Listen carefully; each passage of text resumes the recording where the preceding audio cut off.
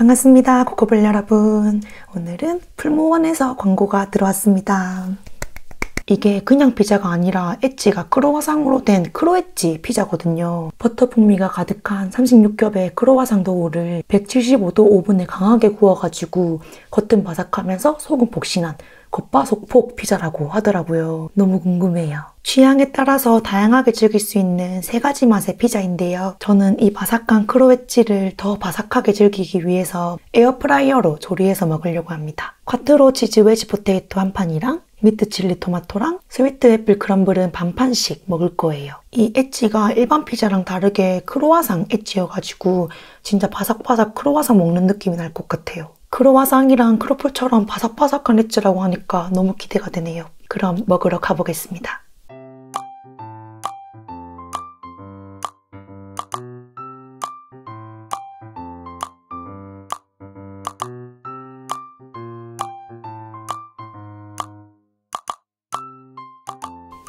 음료는 콜라와 맥주 준비했고요. 그럼 잘 먹겠습니다.